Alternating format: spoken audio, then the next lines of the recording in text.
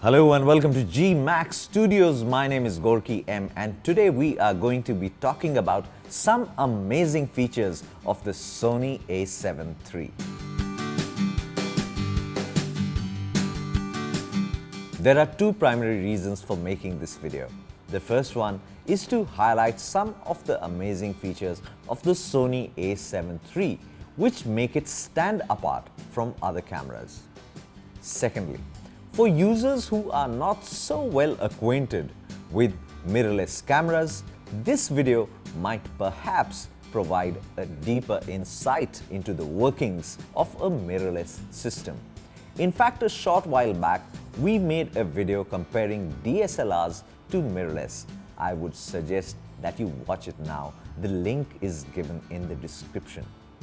Speaking of which, Sony seems to have addressed our primary concern by doubling the size of its batteries as compared to the previous generation. Anyway, so let's get cracking and talk about the amazing features of the Sony A7III.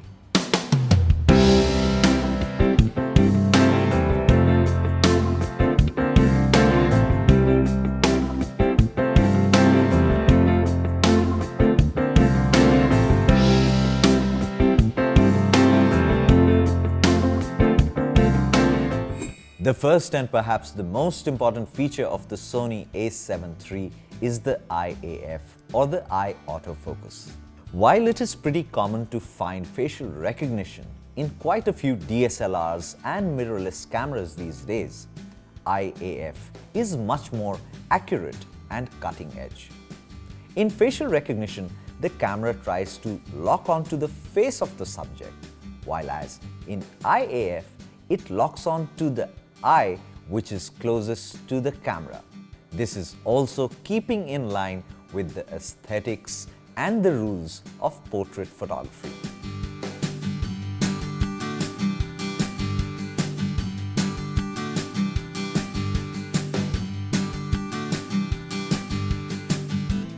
In fact, the eye autofocus is so accurate that you can depend on it with your eyes closed. No pun intended.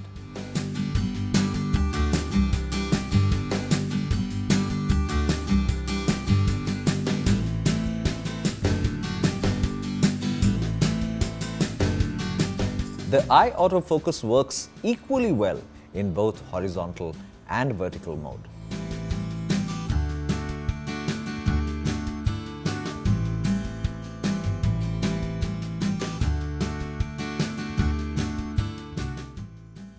And the distance from which it can pick out a subject's eye, it is quite unbelievable.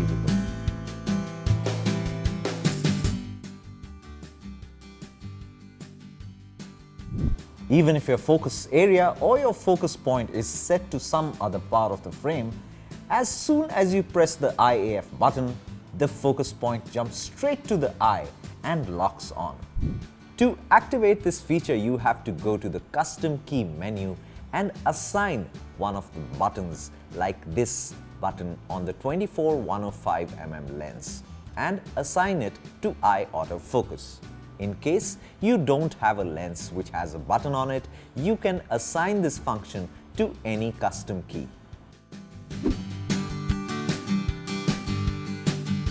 Quite often we find ourselves in situations and scenarios where the sound of the shutter disturbs the moment, distracts the subject, or as is the case with me, while shooting on film and television sets, the sound of the shutter is just not allowed. At such times, the silent shutter is incredibly useful. And if you think in silent shutter the camera makes somewhat less sound or there is a small beep, you are absolutely wrong. The silent shutter is dead silent.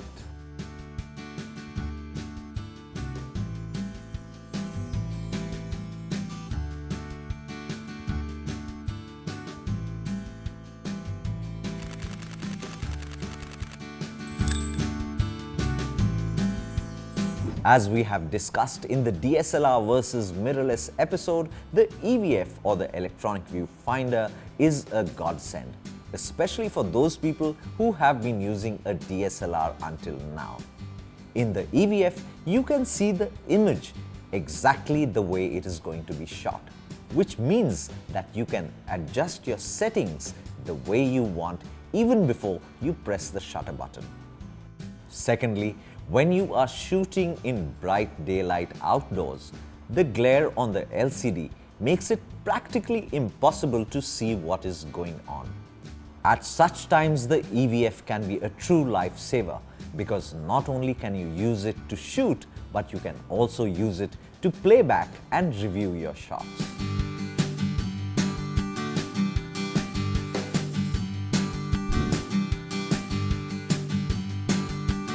In most of the DSLRs, the image stabilization is built into the lenses and the companies call it by various names like VRIS or OIS.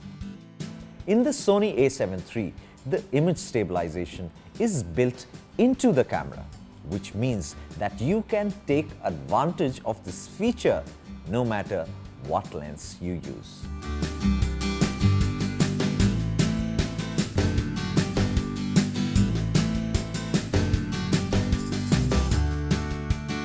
As you probably know, phase detection autofocus is considered to be better and faster than the contrast detection autofocus.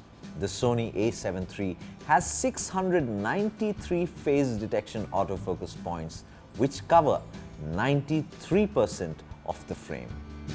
This means that even if your subject is practically at the edge of the frame, this Sony A7 III will still be able to focus on it without breaking a sweat.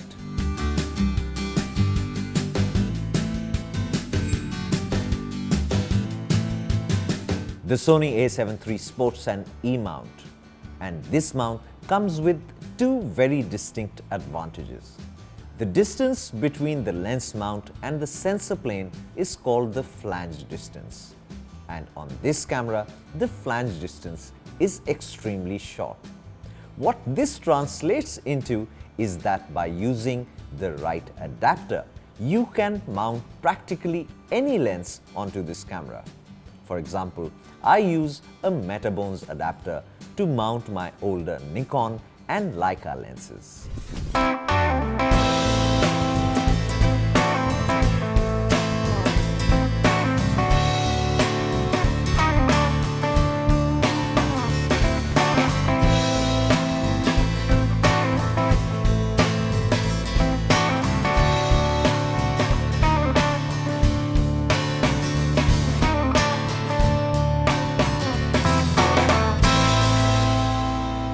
But remember, the functionality that you will get with third-party lenses is dependent on the combination of the adapter and the lens that you use.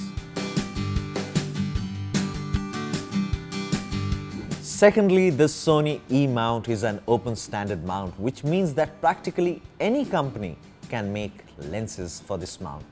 And as you are probably aware, companies like Tamron, Sigma, SLR Magic, Carl Zeiss are already making various lenses for the Sony E-mount.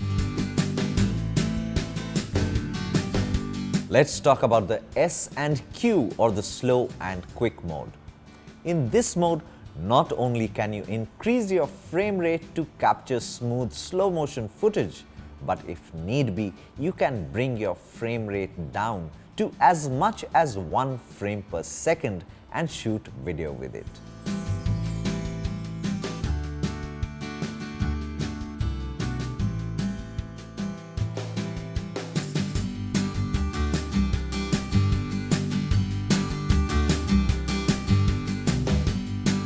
In many situations like weddings, parties and anniversaries, we do know who our most important subject is, and we can communicate the same to the camera by using the face registration mode. In this feature, the camera gives preference to the face that has been registered while focusing.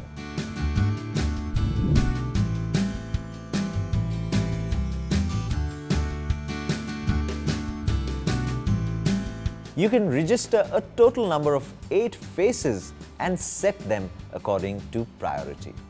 So we wanted to see how does the camera react if there are more than 1 faces in a given situation. So we registered 3 faces and set them in order of priority. And as you will see, even under hostile conditions, the face registration just does not let go and still maintains the order of priority.